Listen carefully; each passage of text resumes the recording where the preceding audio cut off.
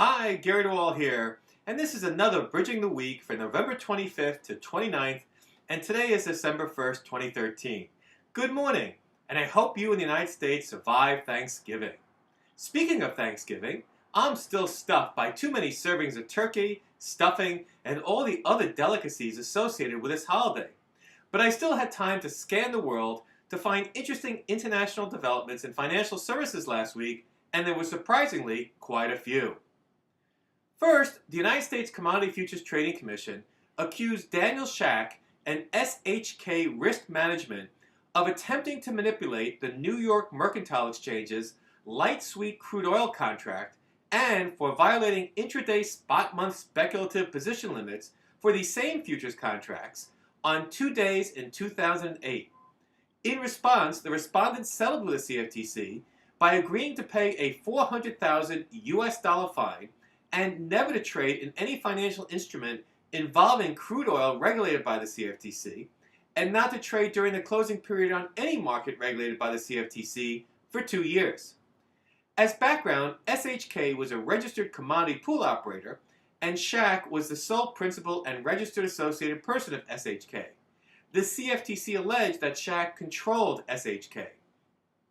Respondents engaged in their attempted manipulation by acquiring a substantial short position prior to the closing period using a NYMEX trading mechanism by which they agreed to take the day's settlement price as the price of their trade, so-called trading at settlement or TAS trading. Afterwards, just prior to and during the closing period of trading, respondents purposely bought a large number of futures contracts to attempt to drive up the settlement price, which was based in part again during trading during this period. According to the CFTC, the goal was to have the settlement price, and thus the price of their short positions, exceed the price of respondents' long positions. The CFTC termed this activity banging the close or marking the close.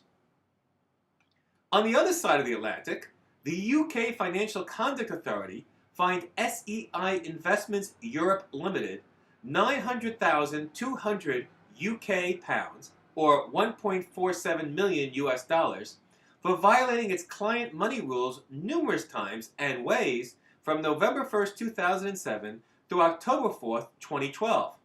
Specifically, among other things, the Financial Conduct Authority alleged that SEI failed, on several occasions, to perform an internal client money calculation and to ensure that any shortfall or excess identified by the calculation was paid into or withdrawn from the client bank account by the end of the day of the calculation, to make mandatory notifications of the above breaches to the FCA, and to use a standard method of internal calculation, and as a result did not obtain an order approval of this method and provide to the Financial Conduct Authority a written confirmation of this, and adequately to train employees with operational responsibility or oversight over client money. Although no clients were harmed by SEI's failures, the Financial Conduct Authority considered the firm's violation serious because, among other matters, the problems continued for such a long period and were not identified by SEA, but rather by the regulator itself.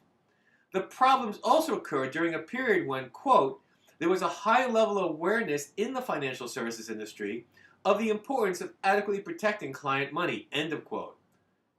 When, oh when, will international futures and security regulators adopt for all types of brokers and collective funds vehicles the China Futures Margin Monitoring Center and U.S. National Futures Association techniques for daily reconciling future brokers' daily customer balance obligations with their depositories' electronic statement of actual balances? This way, if there's a problem, it can be caught soon, quick, and dealt with. Unfortunately, my guess is these requirements will not be adopted soon enough. The Australian Securities and Investment Commission announced last week that it had rolled out a new market surveillance system better to detect suspicious trading in real time and across markets. Known as MAI, or Market Analysis Intelligence, the system is designed to anticipate the increase in high-frequency trading and algorithmic trading and to enhance ASIC's ability to spot market misconduct quickly.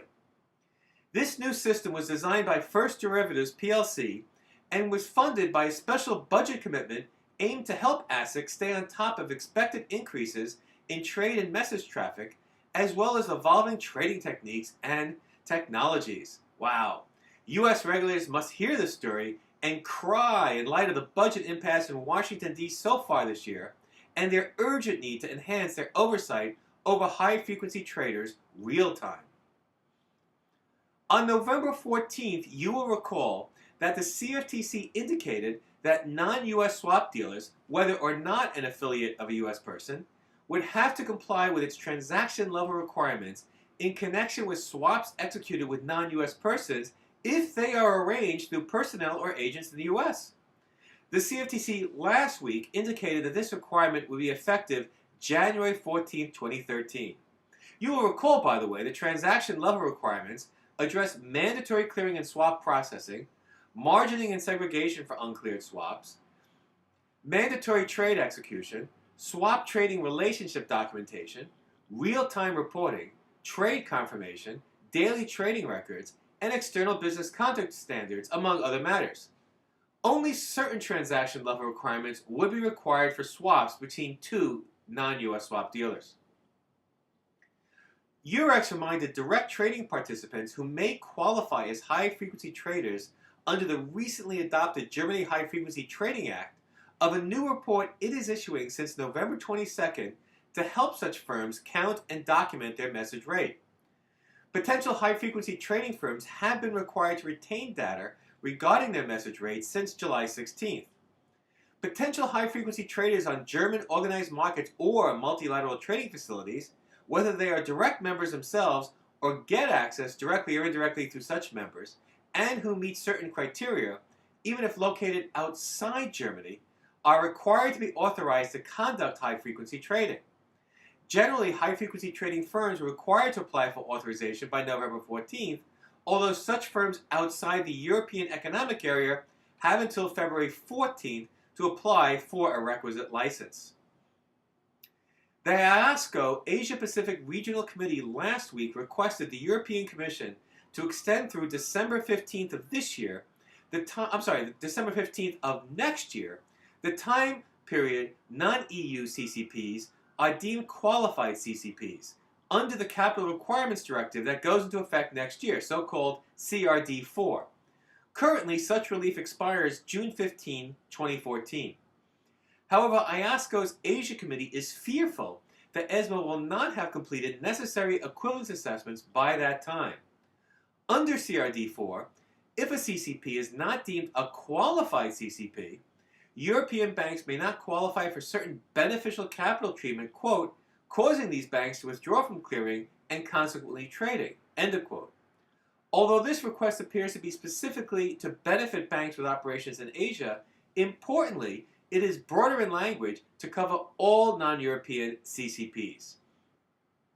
And finally, the Hong Kong Securities and Futures Commission suspended Stephen Cho Yu Kwan for 3 years and reprimanded and fined his wife, Ju Yu Lee, 100,000 Hong Kong dollars, or $12,900 US, for laundering funds ultimately on behalf of mainland Chinese clients.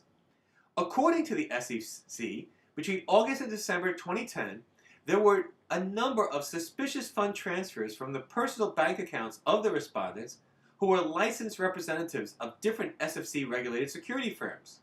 Funds for Cho's customers came from his wife's personal bank account, while funds for Ju's customers came from her husband's personal bank account. According to Cho and Ju, funds were deposited into their personal accounts, ultimately from mainland Chinese clients, to evade China's foreign exchange controls. Not a good idea. I have to say, I was always worried when I was requested to approve a third-party receipt.